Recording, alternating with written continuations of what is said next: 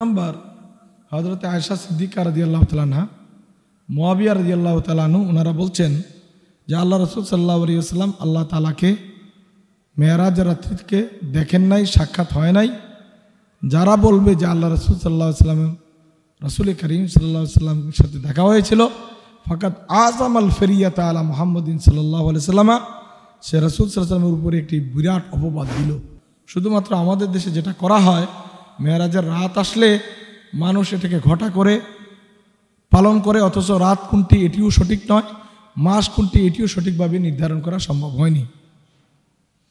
এবং কিছু কিছু জাল মিথ্যা হাদিস এগুলো প্রচার করা হয়। যেমন কেউ কেউ বলেন মেরাজের রাত্রিতে 1 রাকাত নামাজ পড়া অন্য সময়ের 1 লক্ষ নফল রাকাতের পরিমাণ সওয়াব, অথবা মেরাজের দিনে রোজা রাখা এটা অন্য দিনে 1 লাখ দিন রোজা রাখার পরিমাণ সওয়াব আল্লাহ তাআলা আমলনামায় দান করেন। এই ধরনের যত রেওয়ায়াত বর্ণিত আছে মেরাজ সংক্রান্ত, ফজাইল সংক্রান্ত, সবগুলি জাল এবং ভুয়া হাদিস। এগুলোর সাথে সহিহ হাদিসের কোনো সম্পর্ক নাই। আমাদের দেশের এবং পৃথিবীর বিভিন্ন দেশের মন্ত্রীরা বিভিন্ন জায়গায় সফর করেন।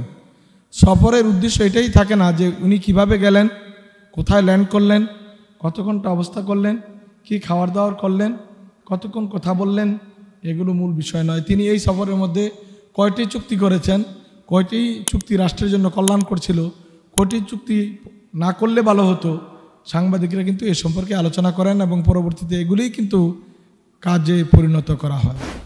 সুবহানাল্লাযী আসরা বিআবদিহি লাইলাম মিনাল মাসজিদিল হারামি ইলাল মাসজিদিল আকসাল্লাযী বারাকনা হাওলাহু লিনুরিয়াহু মিন আয়াতিনা সাদাকাল্লাহুল মাওলানাল আযীম।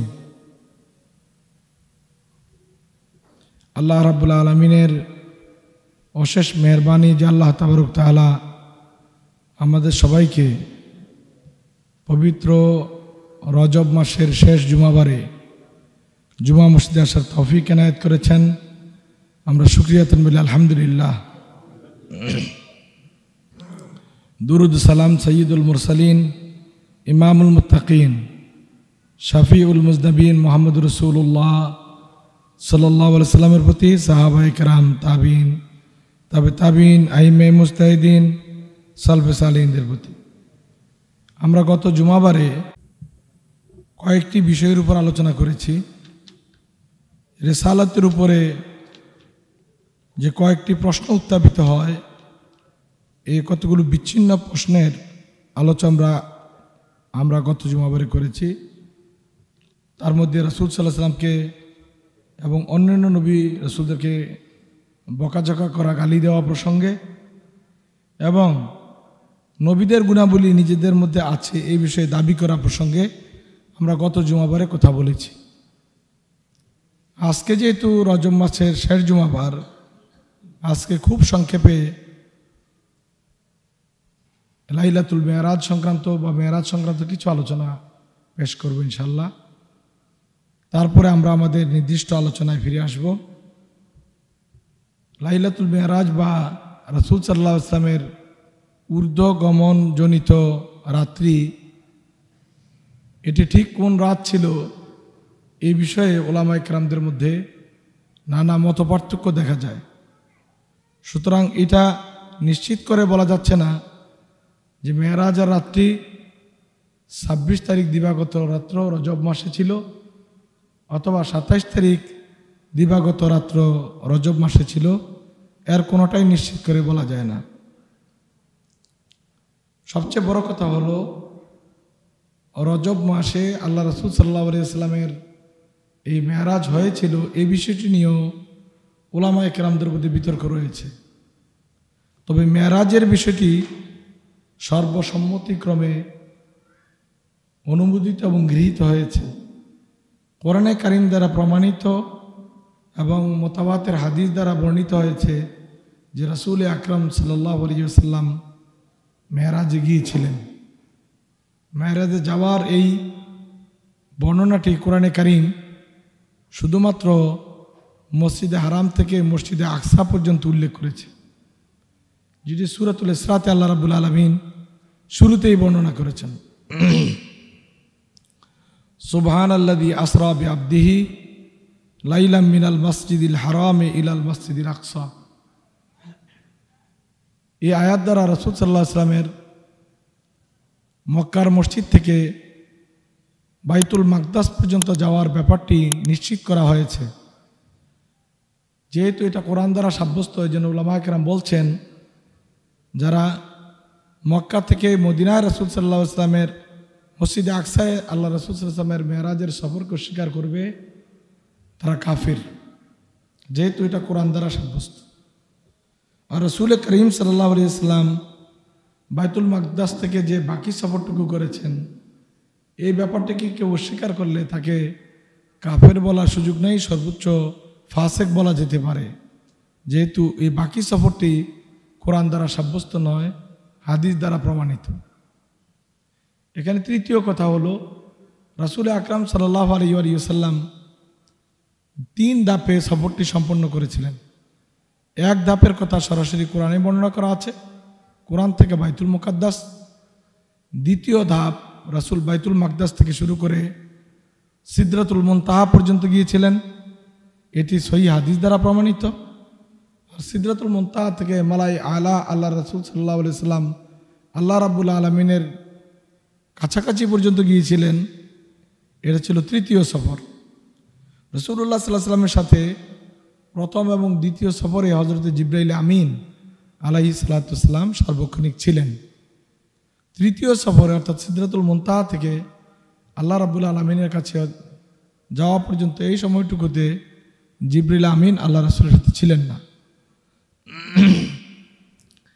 চতুর্থ বিষয় হচ্ছে আল্লাহ রাসূল সাল্লাল্লাহু আলাইহি ওয়াসাল্লাম কি এই সফরে আল্লাহ রাব্বুল আলামিনকে দেখেছিলেন না দেখেন নাই, এই বিষয়টি একটি বিতর্কিত বিষয়।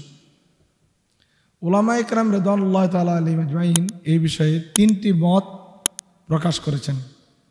1 নম্বর হযরত আয়েশা সিদ্দিকা রাদিয়াল্লাহু তাআলা আনহা, মুয়াবিয়া রাদিয়াল্লাহু তাআলা আনহু, ওনারা বলছেন যে আল্লাহ রাসূল সাল্লাল্লাহু আলাইহি ওয়াসাল্লাম আল্লাহ তাআলাকে মেরাজের রাত্রিতে দেখেন নাই, সাক্ষাৎ হয় নাই। যারা বলবে যে আল্লাহ রাসূল সাল্লাল্লাহু আলাইহি ওয়াসাল্লাম রাসূল করিম সাল্লাল্লাহু আলাইহি ওয়াসাল্লামের সাথে দেখা হয়েছিল, ফাকাত আযামাল ফরিয়াতা আলা মুহাম্মাদিন সাল্লাল্লাহু আলাইহি ওয়াসাল্লাম, সে রাসূল সাল্লাল্লাহু আলাইহি ওয়াসাল্লামের উপরে একটি বিরাট অপবাদ দিল।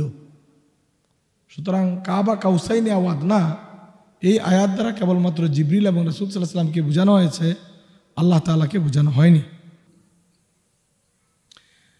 দ্বিতীয় মত হচ্ছে ইবনে আব্বাস রাদিয়াল্লাহু তাআলা, আব্দুল্লাহ ইবনে মাসউদ রাদিয়াল্লাহু তাআলা এবং আরও অনেক সাহাবী বলছেন যে রাসূলুল্লাহ সাল্লাল্লাহু আলাইহি ওয়াসাল্লাম আল্লাহ তাআলার সাথে সাক্ষাৎ লাভ করেছিলেন, তা সরাসরি কথাবার্তা হয়েছিল। অধিকাংশ উলামা মনে করেন যে এই মতটি সঠিক। আরেকদল উলামায়ে কেরাম মনে করছেন যে রাসূলুল্লাহ সাল্লাল্লাহু আলাইহি ওয়াসাল্লামের এই মেরাজটি ছিল বাইতুল মাকদাস পর্যন্ত সশরীরে, আর বাকি সফরটা ছিল কালবি বা অন্তর্গত সফর, এটা শারীরিক সফর ছিল না। এজন্য আল্লাহ সুবহানাহু ওয়া তাআলার সাথে আল্লাহ রাসূল সাল্লাল্লাহু আলাইহি ওয়াসাল্লামের সরাসরি সাক্ষাতের প্রশ্নই উঠে না। আল্লাহ সুবহানাহু ওয়া তাআলা রাসূল করিম সাল্লাল্লাহু আলাইহি ওয়াসাল্লামকে মেরাজের রাত্রিতে দেখেছিলেন মর্মে এই 3টি মত উল্লেখ করা হয়েছে। সবচেয়ে বড় কথা হলো রাসূল সাল্লাল্লাহু আলাইহি ওয়াসাল্লামের জীবনে যতগুলো মুজিজাত প্রকাশিত হয়েছে, সবগুলো মুজিজার মধ্যে সবচেয়ে বড় মুজিজা হলো রাসূলের মেরাজ। আর শত আম্বিয়া আলাইহিমুস সালাতু ওয়াস সালাম পৃথিবীতে এসেছেন, ওনারাও যথেষ্ট মুজিজাত প্রয়োজন অনুসারে তাদের কাছ থেকে প্রকাশিত হয়েছে, কিন্তু এই ধরনের বড় মুজিজা কোনো নবী থেকে আল্লাহ রাব্বুল আলামিন ইতিপূর্বে প্রকাশ করেননি। রাসূলুল্লাহ সাল্লাল্লাহু আলাইহি ওয়াসাল্লাম আল্লাহর সাথে সাক্ষাৎ হোক বা না হোক, এই বিষয়টি গুরুত্বপূর্ণ নয়। গুরুত্বপূর্ণ বিষয় হলো রাসূল আকরাম সাল্লাল্লাহু আলাইহি ওয়াসাল্লাম মেরাজে গিয়ে উম্মতের জন্য কী কী নির্দেশনা নিয়ে এসেছেন। একজন মানুষ যদি কোনো সফরে যায়, সফরের কাহিনী বর্ণনা করা মূল উদ্দেশ্য থাকে না, সফরের দ্বারা কি প্রাপ্তি হয়েছে, কি চুক্তিপত্র হয়েছে, কি করবে না করবে, কি আলোচনা হয়েছে, এটা থাকে মুখ্য বিষয়। আমাদের দেশের এবং পৃথিবীর বিভিন্ন দেশের মন্ত্রীরা বিভিন্ন জায়গায় সফর করেন, সফরের উদ্দেশ্য এটাই থাকে না যে উনি কিভাবে গেলেন, কোথায় ল্যান্ড করলেন, কত ঘন্টা অবস্থা করলেন, কি খাওয়ার দাওয়ার করলেন, কতক্ষণ কথা বললেন, এগুলো মূল বিষয় নয়। তিনি এই সফরের মধ্যে কয়টি চুক্তি করেছেন, কয়টি চুক্তি রাষ্ট্রের জন্য কল্যাণ করছিল, কয়টি চুক্তি না করলে ভালো হতো, সাংবাদিকরা কিন্তু এ সম্পর্কে আলোচনা করেন এবং পরবর্তীতে এগুলিই কিন্তু কাজে পরিণত করা হয়। সুতরাং এই বিষয়ে মুখ্য নয় যে রাসূল সাল্লাল্লাহু আলাইহি ওয়াসাল্লাম কীভাবে মেরাজে সফর করেছিলেন। একজন আলোকিত মানুষ, বুদ্ধিমান মানুষ, বিচক্ষণ মানুষ, একজন মুমিন এখান থেকেই শিক্ষাই গ্রহণ করবে যে আল্লাহ রাসূল সাল্লাল্লাহু আলাইহি ওয়াসাল্লাম যে 14-15টি বিষয় এই মেরাজের সফরে আল্লাহ সুবহানাহু ওয়া তাআলা থেকে উম্মতের জন্য নিয়ে এসেছেন, এই বিষয়গুলোর উপর গুরুত্ব দেওয়া এবং সে অনুযায়ী জীবন পরিচালনা করাই হলো মূলত মেরাজের উদ্দেশ্য। শুধুমাত্র আমাদের দেশে যেটা করা হয়, মেরাজের রাত আসলে মানুষ এটাকে ঘটা করে পালন করে, অথচ রাত কোনটি এটিও সঠিক নয়, মাস কোনটি এটিও সঠিকভাবে নির্ধারণ করা সম্ভব হয়নি। এবং কিছু কিছু জাল মিথ্যা হাদিস এগুলো প্রচার করা হয়। যেমন কেউ কেউ বলেন মেরাজের রাত্রিতে 1 রাকাত নামাজ পড়া অন্য সময়ের 1 লক্ষ নফল রাকাতের পরিমাণ সওয়াব, অথবা মেরাজের দিনে রোজা রাখা এটা অন্য দিনে 1 লাখ দিন রোজা রাখা পরিমাণ সওয়াব আল্লাহ তাআলা আমলনামায় দান করেন। এই ধরনের যত রেওয়ায়াত বর্ণিত আছে মেরাজ সংক্রান্ত, ফজাইল সংক্রান্ত, সবগুলি জাল এবং ভুয়া হাদিস, এগুলোর সাথে সহিহ হাদিসের কোনো সম্পর্ক নাই। রাসূল আকরাম সাল্লাল্লাহু আলাইহি ওয়াসাল্লাম না এগুলোর ফজিলত বর্ণনা করেছেন, না সাহাবায়ে কেরাম রিদওয়ানুল্লাহি তাআলা আলাইহিম আজমাইন এই ফজিলতের উপর আমল করেছেন। পরবর্তীতে কিছু মানুষ এগুলোকে জাল হাদিস তৈরি করে, ভুয়া হাদিস তৈরি করে এগুলোকে মার্কেটিং করেছে, এগুলোর উপর আমল করার কোনো সুযোগ নাই। আজকে মেরাজ সংক্রান্তে সংক্ষিপ্ত অথচ আশা করি আপনাদের জন্য বোধগম্য এবং গুরুত্বপূর্ণ বিষয়গুলি আলোচনায় এসেছে। আমরা আমাদের ধারাবাহিক আলোচনায় ফিরে যাব। গত জুমাবারে আমরা 2টি বিষয় আলোচনা করেছি। আজকে